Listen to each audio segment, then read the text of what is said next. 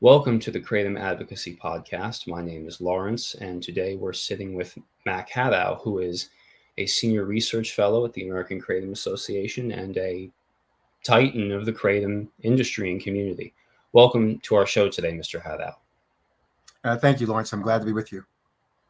Excellent. All right, so we'll get started. I'll blow you up on the screen here. And can you give us some background to your public policy career, so to speak? What got you started? Where did you cut your teeth, etc.?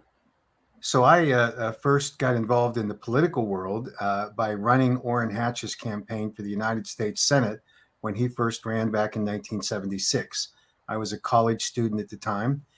His parents, when I was growing up in Pittsburgh, Pennsylvania, were like second parents to my brothers and I. And when I went to school and heard he was running for the Senate, I called him up and asked him if I could help. And I ended up being his campaign manager and served on his staff for a while, served in the Utah legislature as a member of the House of Representatives. And while there, I had been working with the Reagan campaign in 1980. And after he won, they invited me to come back, and I served as the chief of staff at the Department of Health and Human Services for 5 years and got a firsthand look at the FDA's penchant for going after dietary and botanical supplements.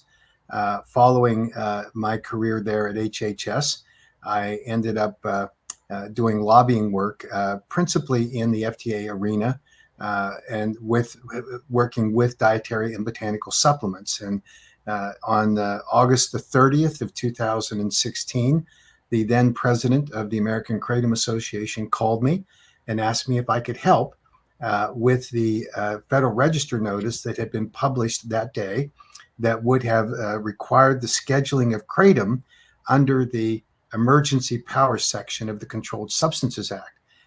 I told her candidly that at the time that it was a fool's errand, that the DEA had never withdrawn a scheduling recommendation submitted by the FDA, particularly under the emergency powers section, and that the best that they could do is work during the intervening 2 years where the emergency scheduling would be in effect. That required at the end of that 2 years, the FDA to produce what's called an 8-factor analysis for permanent scheduling. And they accepted those terms. What I underestimated was the strength of the kratom advocacy community. When we first started working on in a 30-day window, which was all that's allowed with no public comment period under the provisions of the Controlled Substances Act, we secured the signatures of 51 members of the House of Representatives, 25 Democrats, 26 Republicans, largely because of the outpouring of support by the kratom advocacy community. 13 members of the United States Senate signed letters, and there were 146,000 petition signers on the White House's platform called We the People, all of whom called for a removal of this proposed ban. And that, of course, led to the unprecedented withdrawal of the recommendation for scheduling by the Drug Enforcement Administration. What year was this? Sorry to interrupt. 2016. And it was an amazing event because, as I say, not only unprecedented, but even a week before the end of the 30-day period, the DEA was publicly saying that it was a formality, that the scheduling would actually take place. And it was just a ticker on the clock to get it done.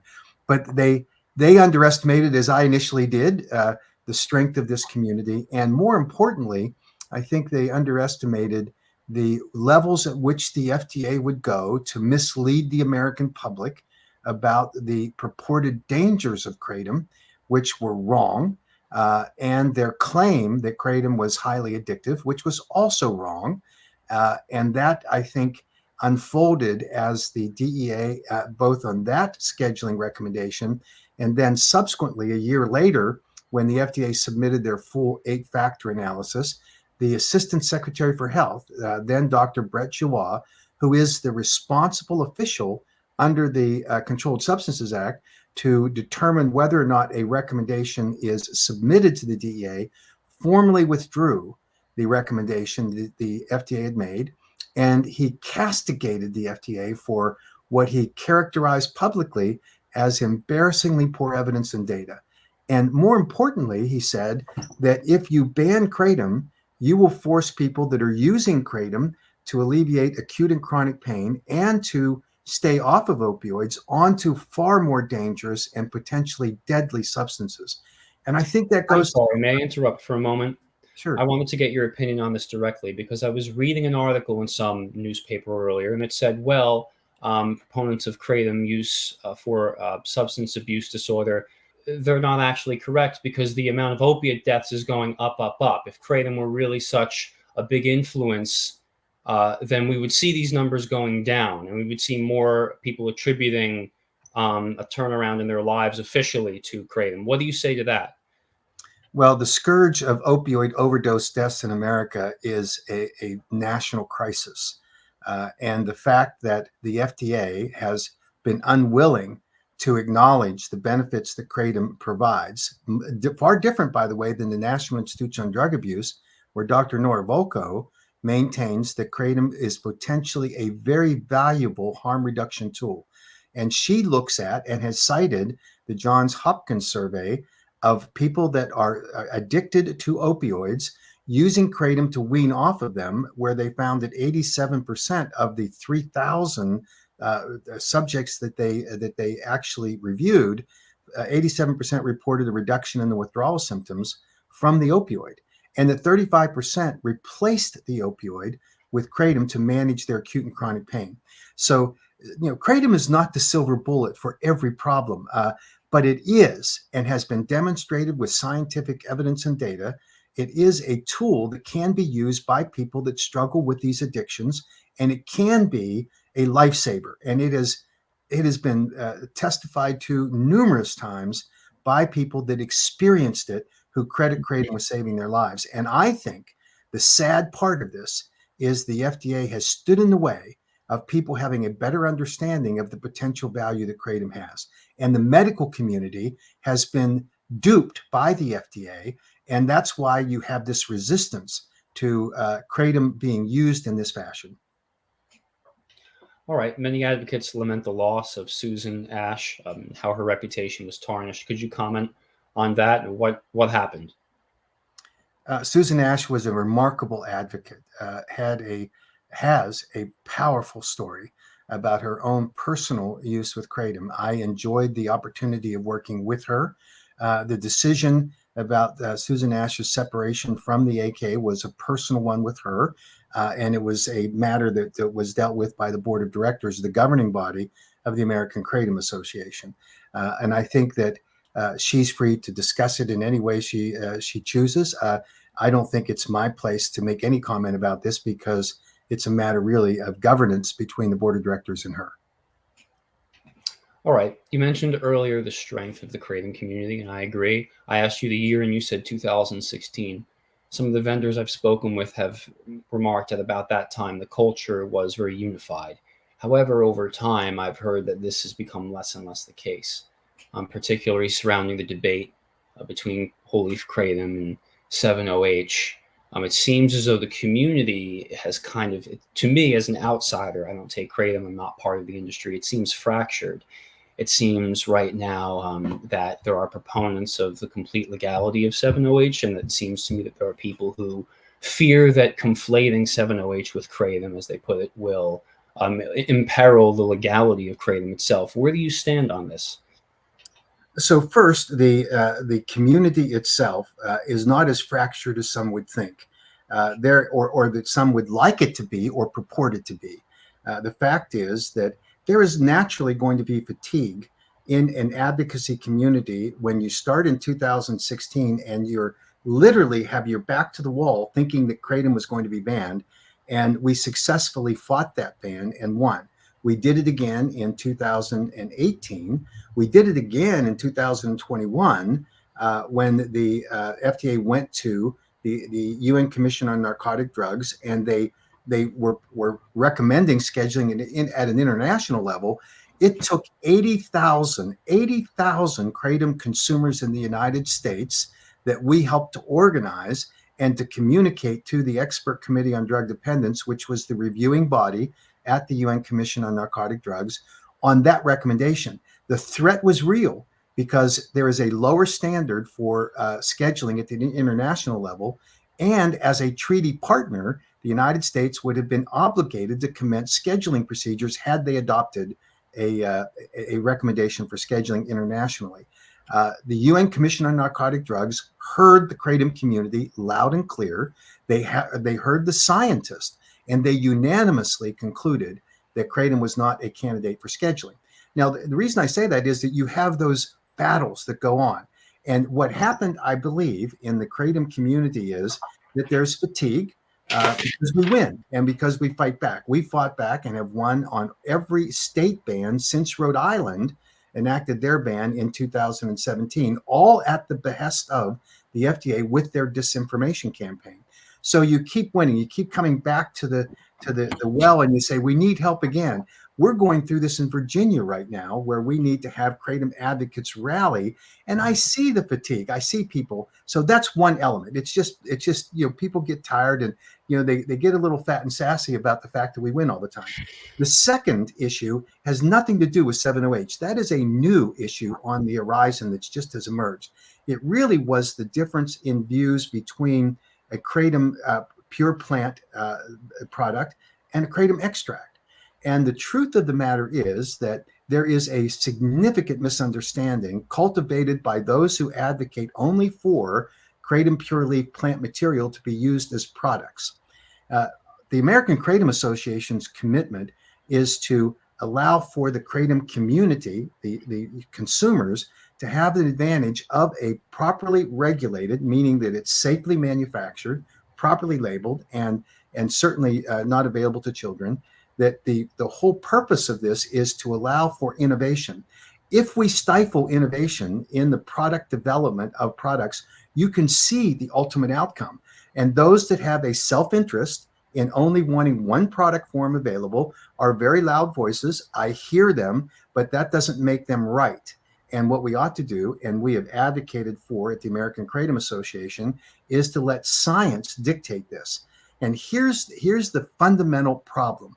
We either want kratom to be a drug, and we don't. We think that the FDA would then shut everybody down.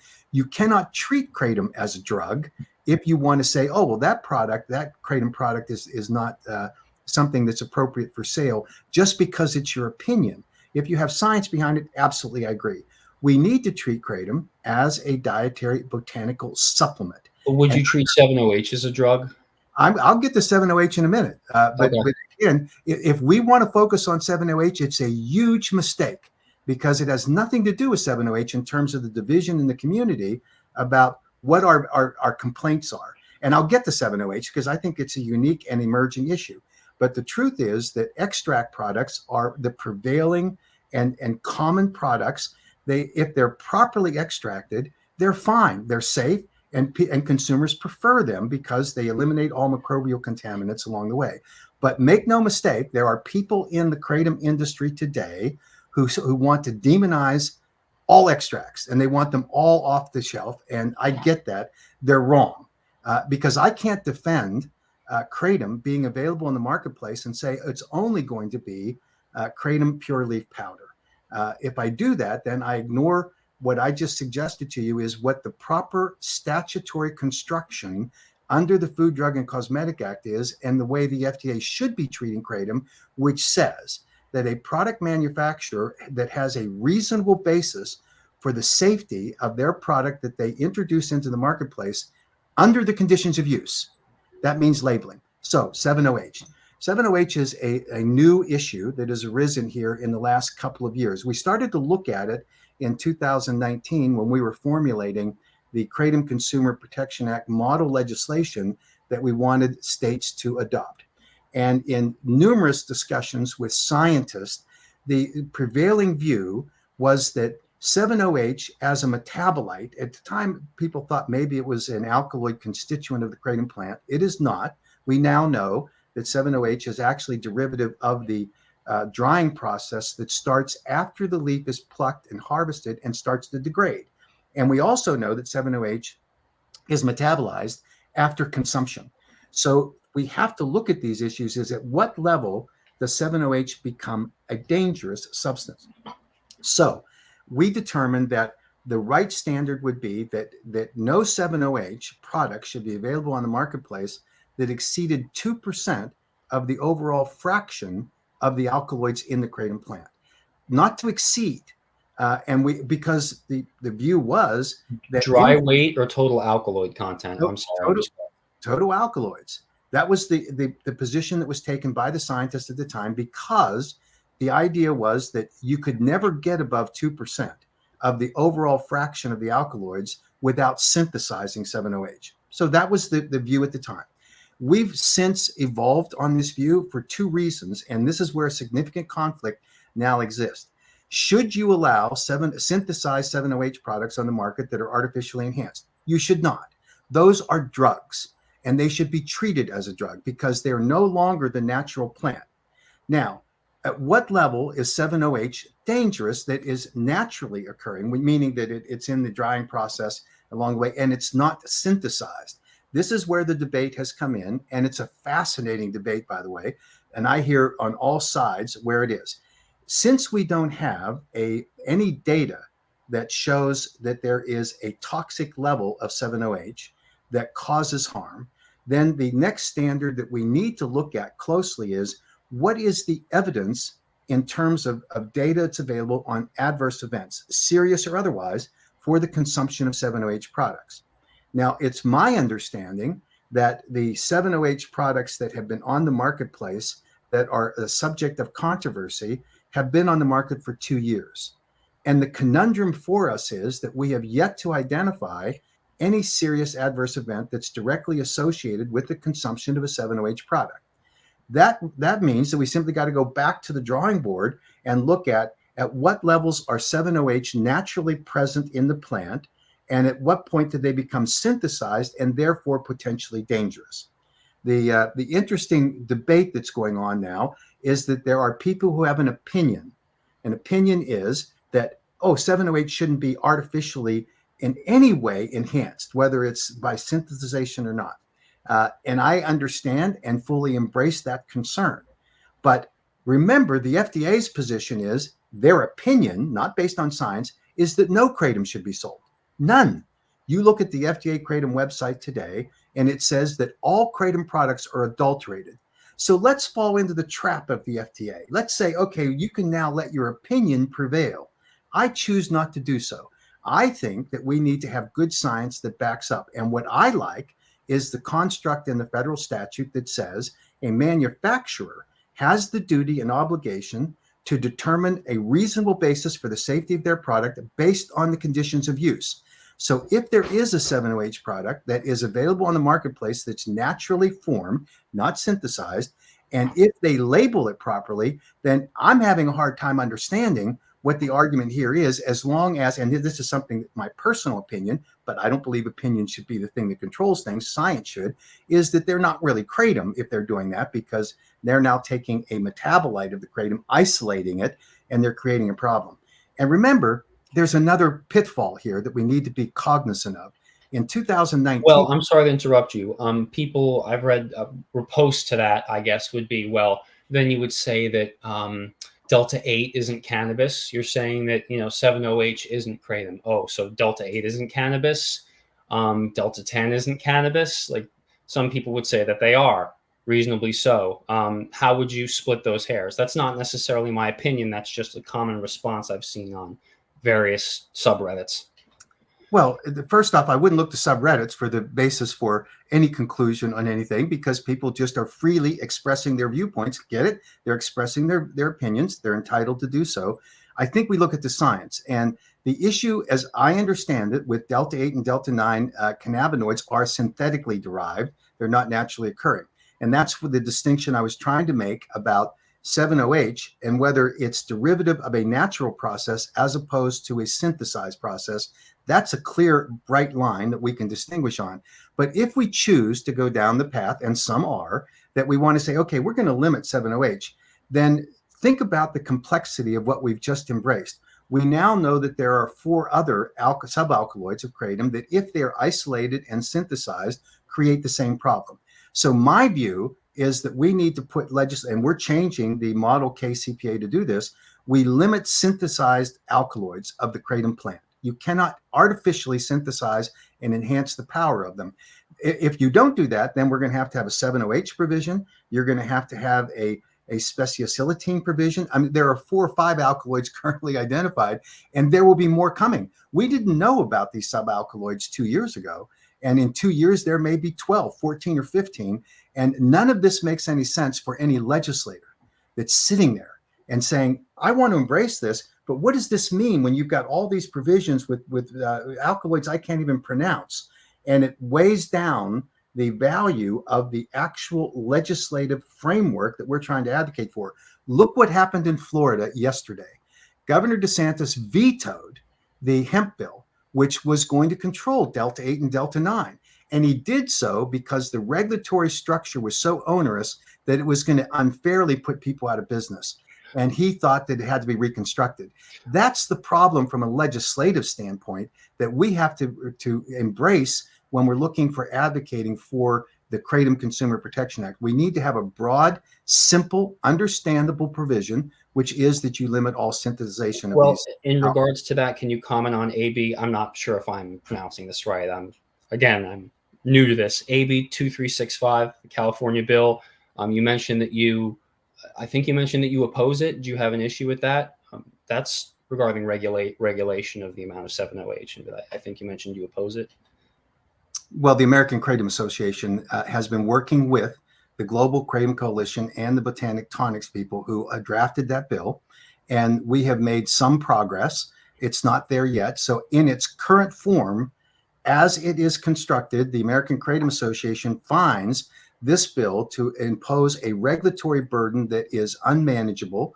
It will put businesses, small and medium-sized businesses, out of business, and it limits the product formulations that are otherwise legitimate that a company has the right to introduce using the federal standard that I just referenced. So we have some problems with the bill. We're hoping that the sponsor, and I've been told directly by the Global Kratom Coalition and Botanic Tonics founder, J.W. Ross, that it's now in the hands of Assembly Member Haney. So we're going to reach out to him directly, and we hope that we can prevail on him to make some amendments to the legislation.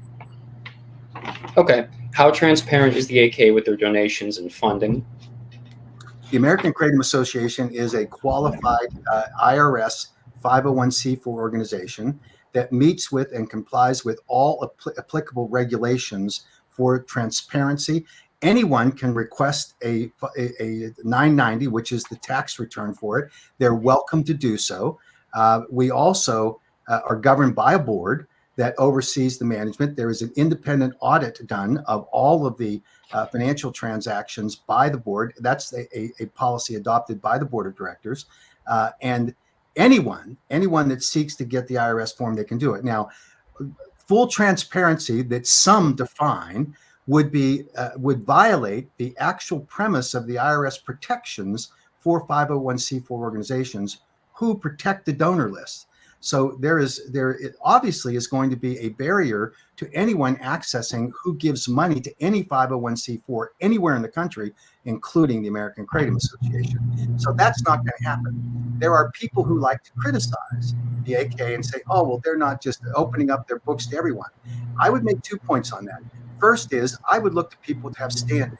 And a critic, and you and I both know who I'm talking about, hasn't given to the AKA.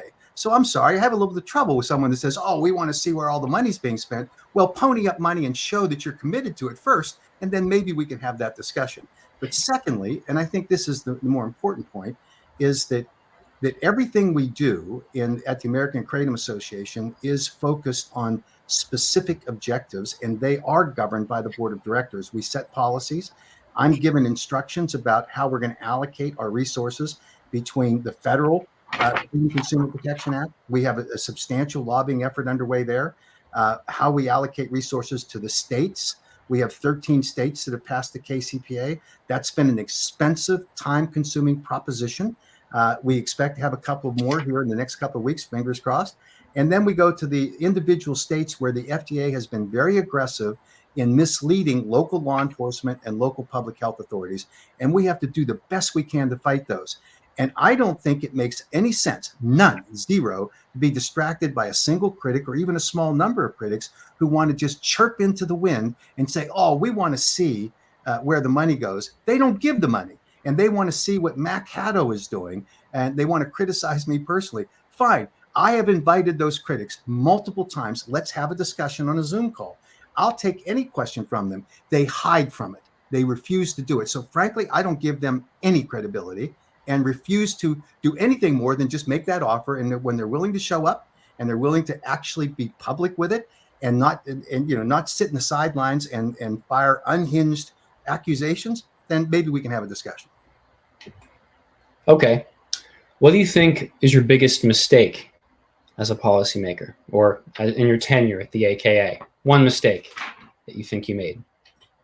Well, actually, there's multiple mistakes we've made. One is that we started off thinking that the right approach here was to, in terms of our model KCPA, which we've had to adapt, was really focused on an opinion that was held with respect to 7-OH, for example, as opposed to good science. And so we're adapting to that. We're making it work. I think the other organizational mistake we might have made is that, I think we did make, is that when we shifted from the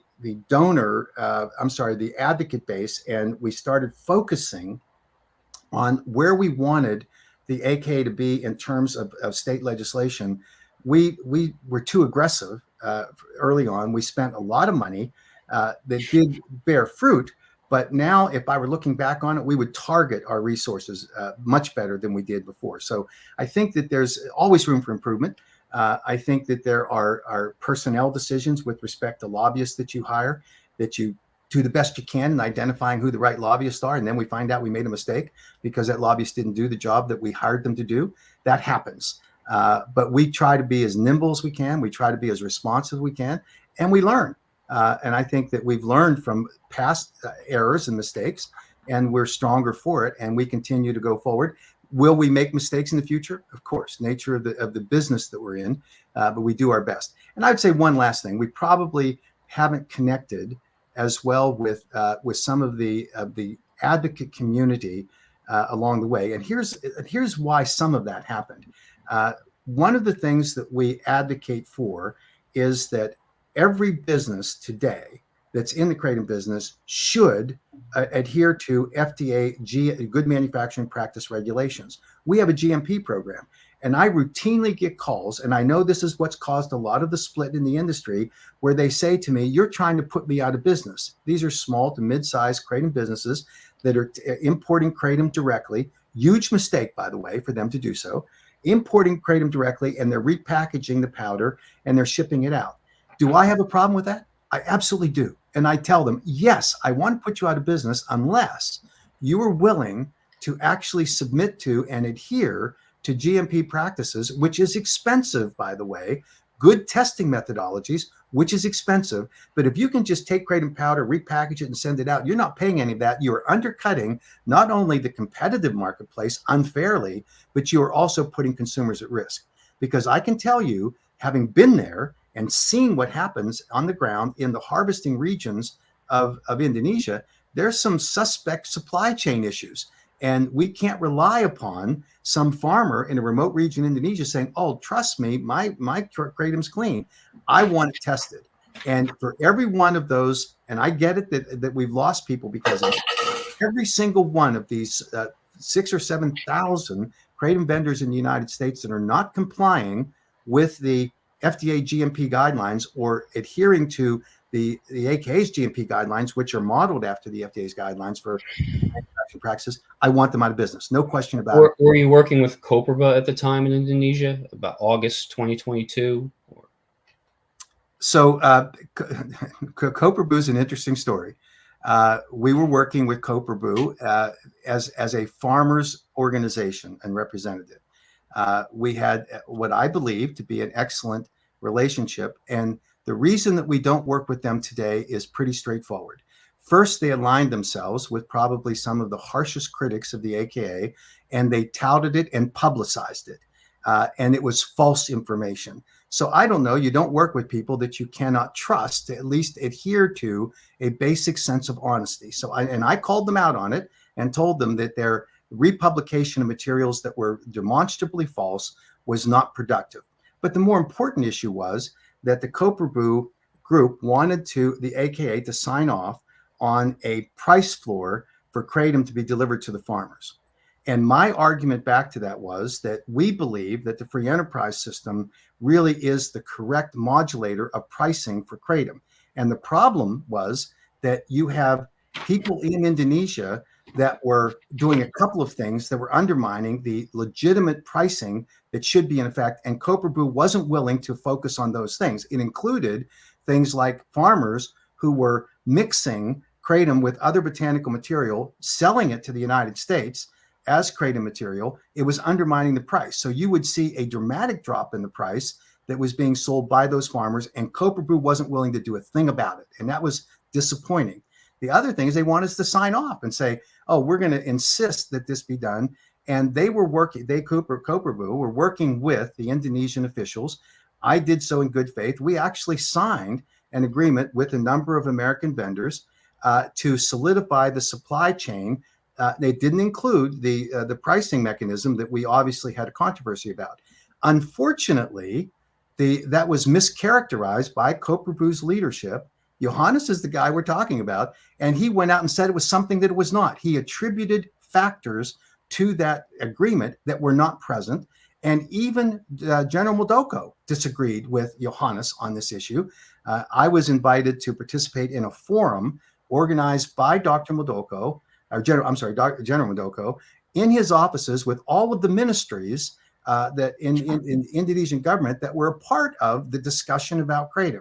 And Johannes wasn't invited to it because of that separation. So I can't account for why the disagreement between the government in Indonesia and Johannes. I don't know, but I can tell you that it wasn't smooth sailing. And we are willing to work with any of the farmers, and we were not willing to let Johannes and Koprabuh be the single processor. That's what he advocated for. And I told him that, first off, it was a fool's errand because everyone would undercut him by going through the black market. But more importantly, it would paint a target on him and his Koprabuh by the FDA. But if you have a single processor controlling all shipments of kratom out of Indonesia, which is what he proposed, and we opposed doing that, it was a huge mistake because it would shut down the supply chain because FDA could come swooping in and find the one processor that Johannes wanted to be for all kratom shipping out of Indonesia. So it just didn't work. I'm hoping that we can reconstruct that relationship, but we're moving on. We're working with the Indonesian government right now, and we're looking towards an agreement that we're probably going to sign. There are regulations being developed by the Indonesian government that we're cooperating with. We want to be a good partner, but a partner requires trust. And right now, there was no trust that we've been able to see that exists with the Koprabuh Group and the American Kratom Association. But you would talk with them again if they suggested it. Of course. And they're one of their, I don't want to misstate this, I think he's one of their big supporters is Paul Kemp, whom I have enormous respect for.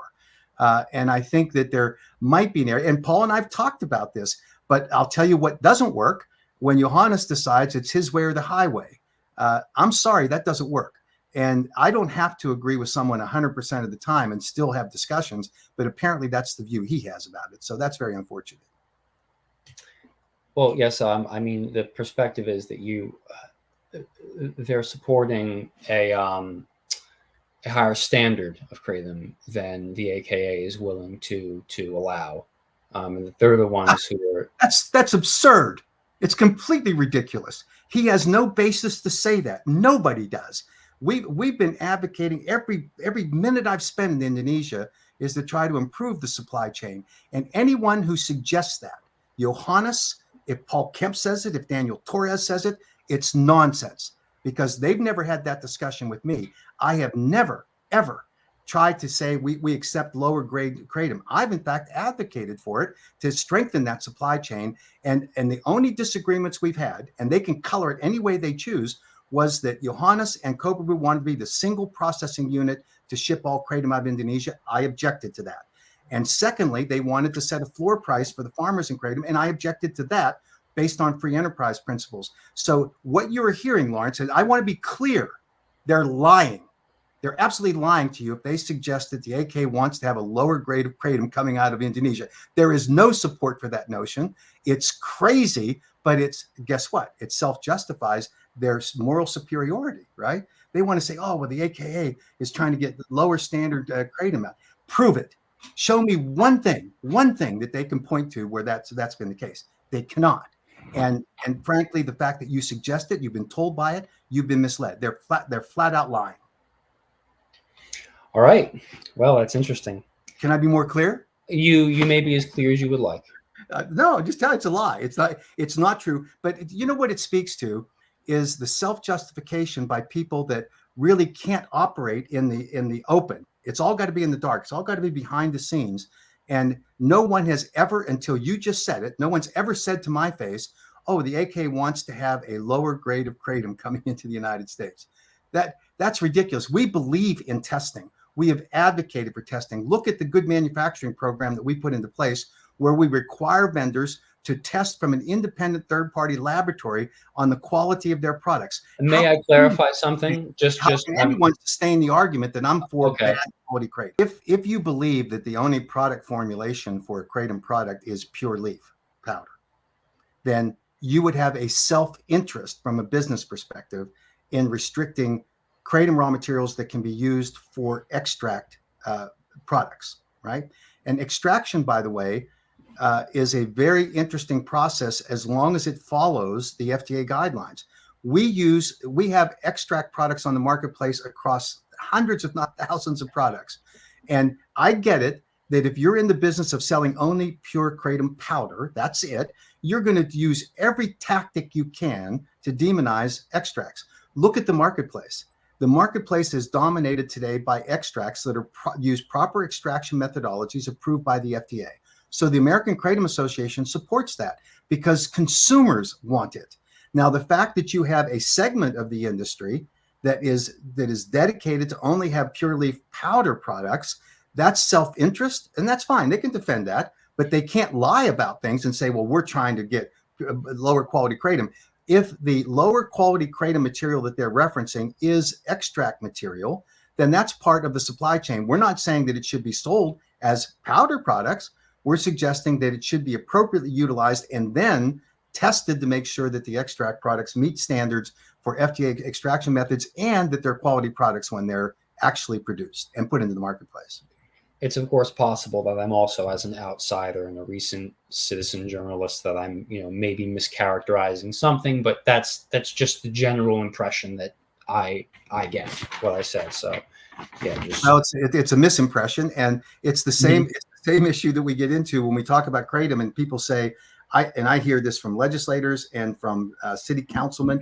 Well, the FDA says kratom is adulterated and not legal for sale in the United States.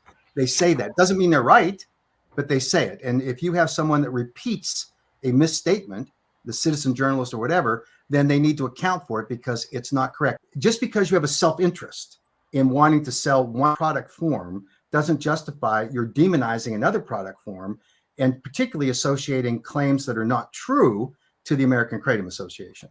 Yeah. I'm not saying that I support any of that. It's just all I'm doing is, like, as an observer, taking in what I perceive and then spitting it out. I'm not really trying to attack your perspective or your organization at all. No, understood. And I'm only suggesting that the source of the misinformation needs to be accountable. That's all. I'm not suggesting it's you, that as you hear it, it's the same nonsense the FDA peddles. And at some point, we all have to be accountable for what we're doing. Okay. It said that 7-OH has powerful analgesic effects. Might this possibly interest the government, the military? Well, I don't know if it interests the government or the military. I know that my concern is that 7-OH products need to meet the standards of science in terms of their safety.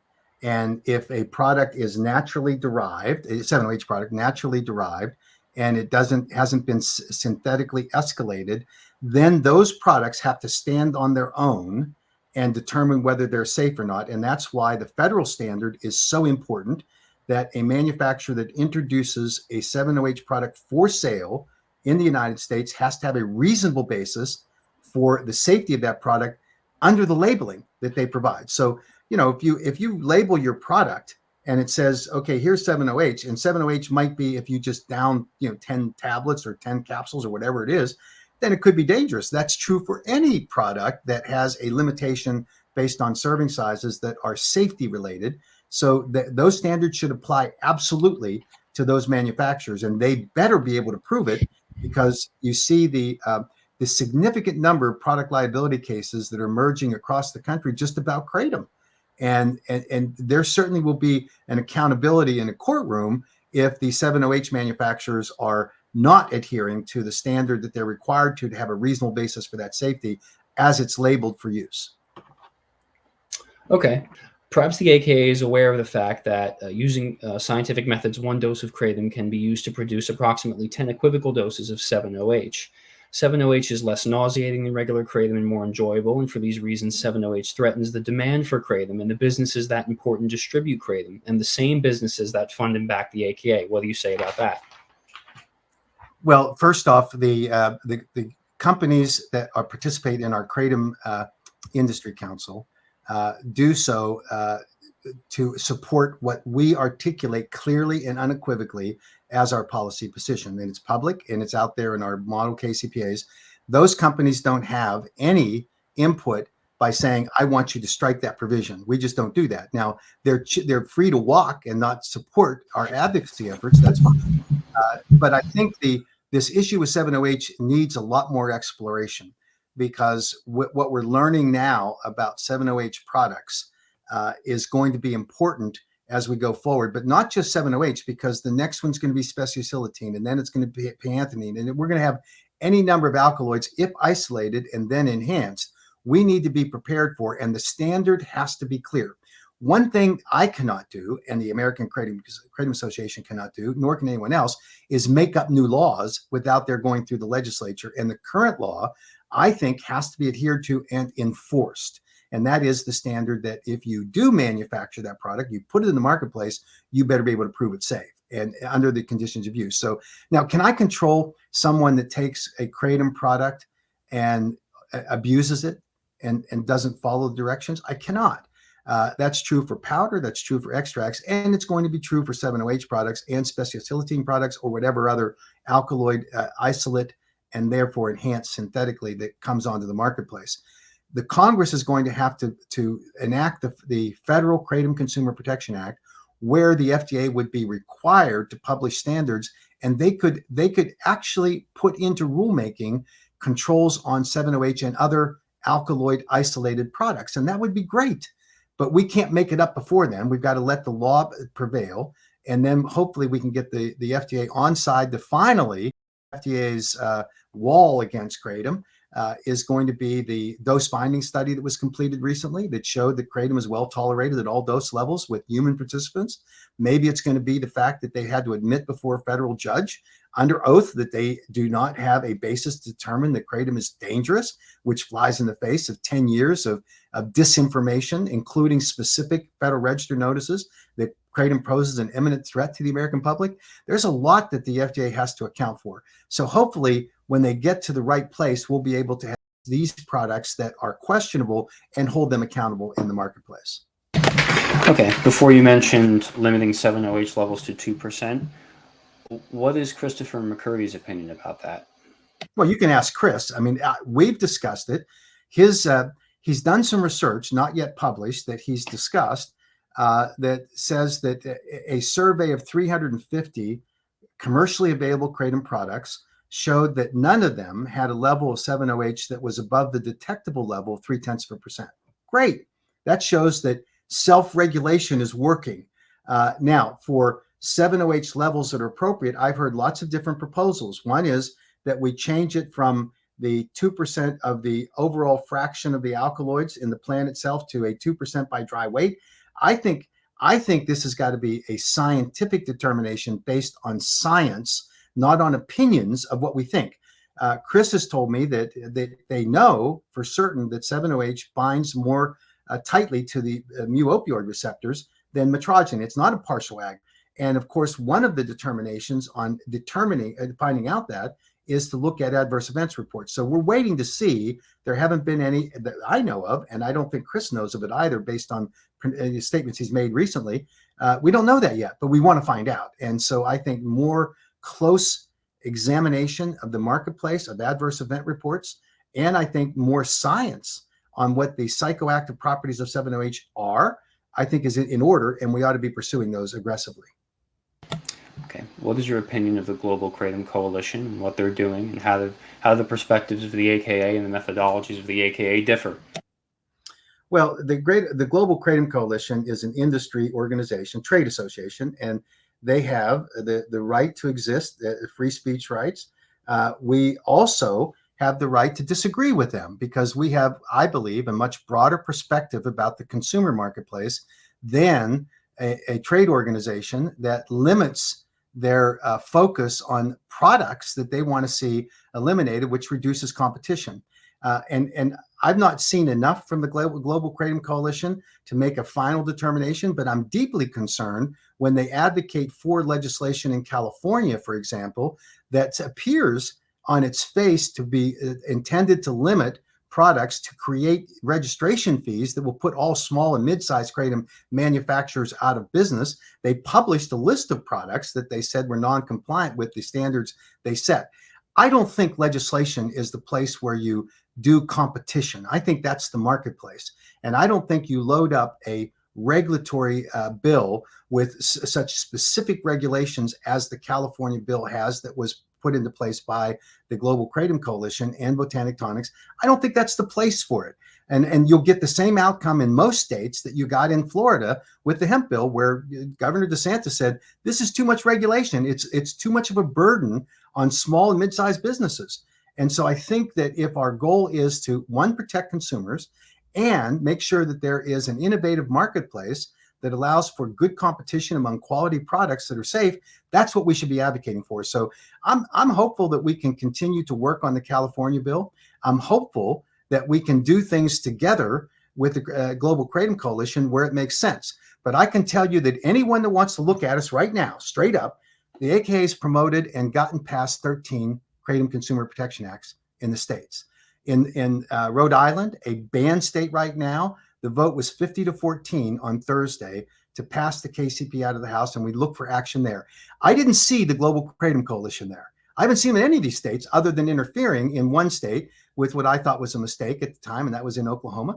But we should coordinate better, and I'm looking forward to that day. But they have a different agenda than the American Kratom Association has, and where we can find areas of cooperation, we're going to work together as best we can. But we're going to maintain our adherence to the principles that we have about what we are trying to do. The KCPAs in the individual states are not replacements for the FDA. It is filling the gap of the failure of the FDA to regulate kratom products. We don't want to create a mini FDA bureaucracy in every state. It will drive costs up. It will make kratom unaffordable for most people, except for certain companies. And I don't think that's the model that we want to follow. So we're hopeful that our model continues to be successful, and I think we will. We've proven it over time, and hopefully we'll get to better cooperation levels with the Global Kratom Coalition. All right. And when will we get beyond not for human consumption into dosage directions everywhere? So the not for human consumption is a direct byproduct of the import alert that was a construct adopted by some Indonesian shippers. I think it was a mistake, and I think it's a mistake that continues today, where they label kratom coming into the United States as not for human consumption. They should not do so. I think every kratom raw material brought into the United States ought to be labeled for what it is, and anyone who's doing it differently is a mistake. Now, the fact that they import it into the United States and say it's not for human consumption, they assume the risks that are associated with it, because anybody reasonably knows that kratom is going to be sold to a manufacturer who will then manufacture a product that is intended directly for human consumption. So this charade game And I think that people should look at the case in 2018 in Detroit, where a manufacturer was directly importing kratom raw materials to the United States, and he was convicted for fraud because he was clearly then producing a kratom product for human consumption. I think the Sebastian Guthrie case that was just resolved is a good benchmark for people to understand in the kratom industry that calling it fertilizer or something else is not a good policy. It is what it is. Kratom is a food product that is intended for human consumption, and anyone that's importing it differently than that really shouldn't be doing that. All right. And what is the AKA looking toward in the future? Things coming up that you're excited about? Well, I'm hopeful that we're going to get over between now and next year. We'll get to over 20 states that have passed the KCPA. We're really excited about the first state to fall, Rhode Island, with a ban, and hopefully the Senate will see clear to pass that bill. It was a strong statement by the House to pass it 50-14. The governor has worked closely with us in getting a bill that he will sign, which is a big hurdle. The Department of Health in Rhode Island is vehemently opposed to the repeal of this bill. So we've done great work up there. And I think that we'll see once we get one state like that, the others will fall. We're working hard in Wisconsin, in Arkansas, in Indiana.